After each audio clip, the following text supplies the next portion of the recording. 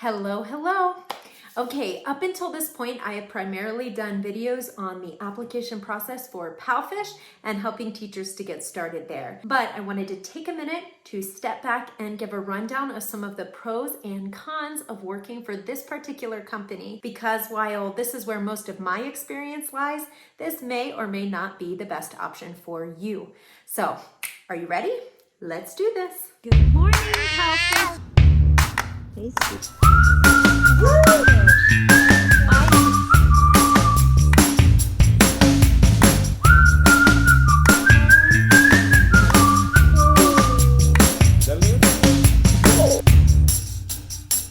Hey guys, Brittney Cheray here. I am a Christ follower, a wife of 5 years, a mother to 3 ages 4 and under, and a missionary in Guatemala who also happens to teach ESL online. And I am here to inspire, train, and equip some of you to do the same.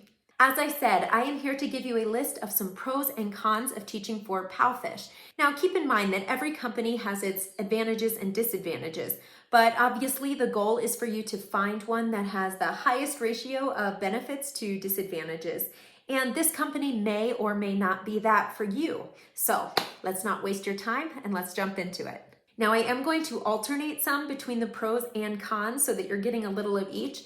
But to start off, I want to give you a list of the most obvious pros right off the bat. First of all, PalFish is one of the few ESL teaching platforms that allows you to teach without a degree and without previous teaching experience. So this opens up the doors to a lot of people who might not otherwise have this opportunity. Likewise, you can teach for PalFish from anywhere in the world, provided that you are a native English speaker from one of the approved countries. Now, if you do not know all of the details for the requirements in teaching for PalFish, you can check those out in my PalFish 101 video, which you can find here, but I want to keep this brief, so we're going to move on to the next point. Secondly, this is a job that you can truly work from home and make a reasonable income. Now, if you want some more of that information, you can also check out my other video. I will include the link to that video in the description below. Now, to follow that up, you can teach from anywhere, even outside of your home, provided that you have a good internet connection and an adequate environment.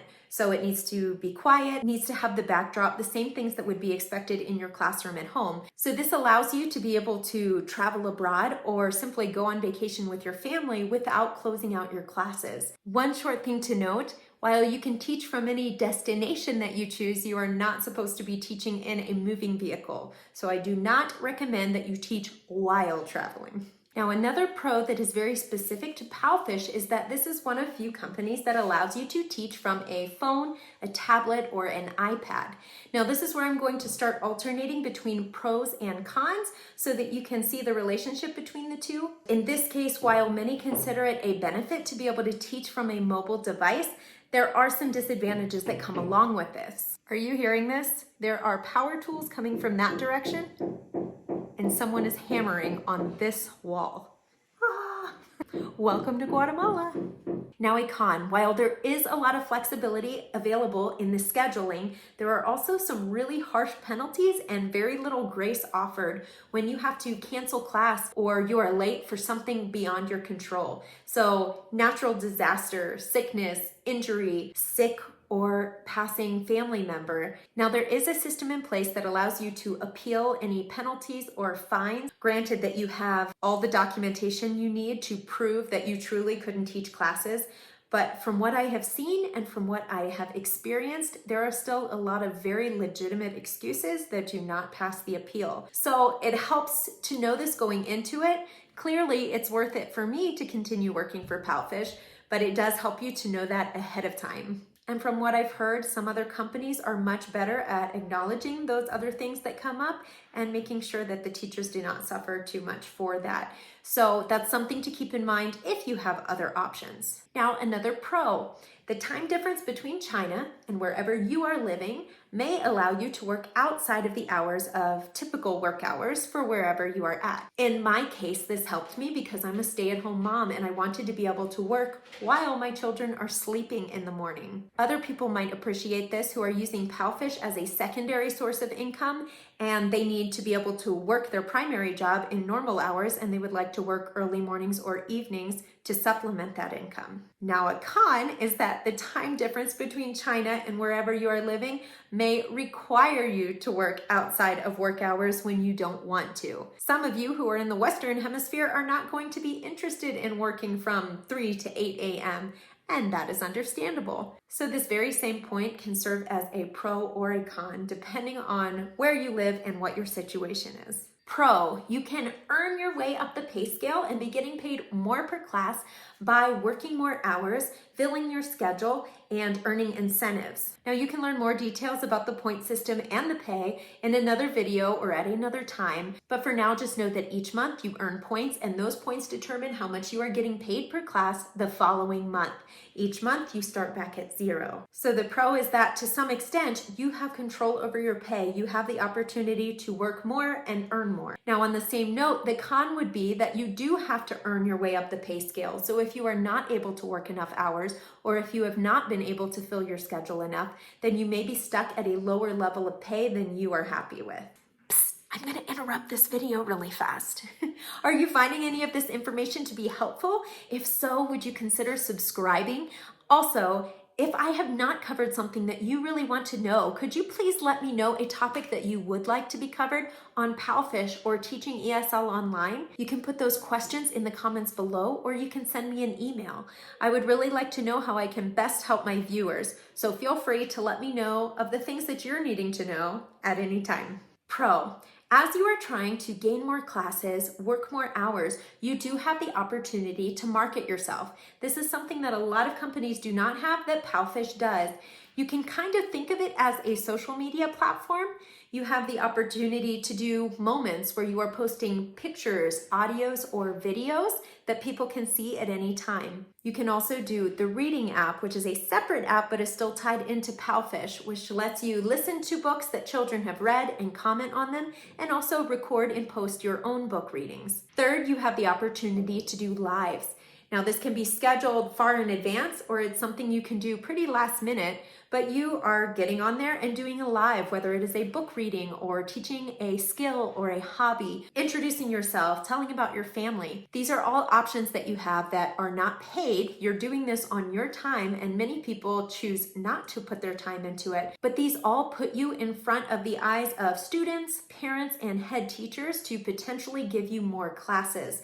So it's great in that you do have a little bit of control. If your schedule isn't filling, there are things that you can do to start putting yourself out there. Now, on the same note is the con. Since you are having to earn your own bookings, sometimes you're going to be discouraged that you are not where you want to be. And truthfully, you are going to get advice all over the place. Some people believe fully in the moments or the reading app or the lives or all of it. There's not a specific system in place that guarantees that you are going to fill your schedule. I did just do a video last week that talks about forming a game plan and working to earn your bookings.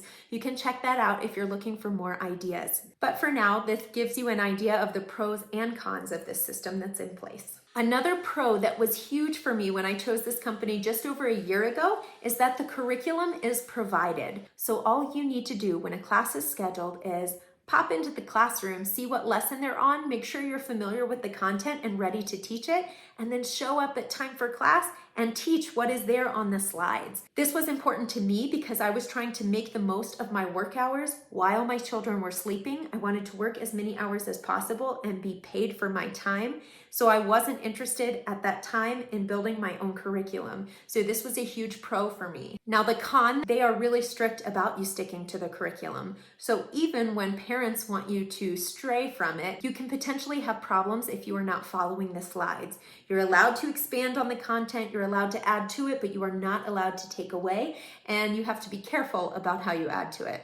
So if you are one who likes to get really creative and take things completely in your own direction, this probably is not going to suit you. So just know what you're getting into if you choose PalFish. Now, just like I started this out by listing a few really obvious pros, I also want to summarize a few important points here at the end. You have to keep in mind that PalFish is a Chinese company. While you have these teachers coming from the United States, the UK, Australia, Canada, Ireland, New Zealand, are those the countries? It is really easy to get upset because of the way that they respond to to us as teachers, the penalties, the incentives that they have in place, some of the changes that they have made even in the last year since I've been working, I find them to be really insulting toward teachers. I find myself thinking, don't they want to treat the teachers better? Because if they teach the treaters, if they treat the teachers, if they treat the teachers better, the teachers are going to be happier, likely performing much better. These are things that seem like common sense to us, but just keep in mind that there is a lot of competition in this market these days. There are a lot more people trying to teach online or teach from home. When there is a lot of competition and when there are people that are willing to work for less, it's not really likely that they're going to give teachers more.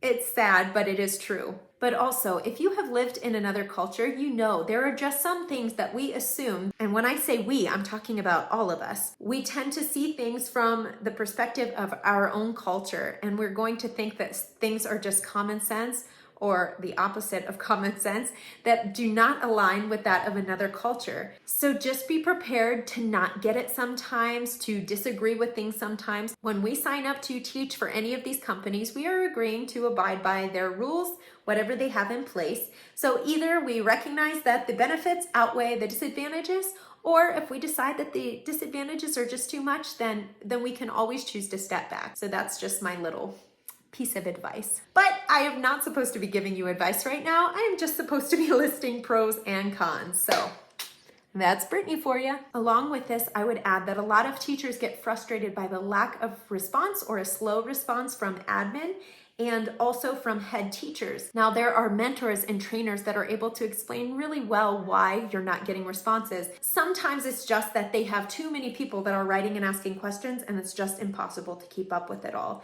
Other times, we as teachers are writing the wrong people for the wrong things, and they're not wasting their time writing back to say, I don't deal with that. They just don't respond. Also, there are some cases in which they are actually addressing the problem that you've shared with them, but they simply don't write back to tell you that they are doing so. They only write back if they have a reason to tell you something or ask you something.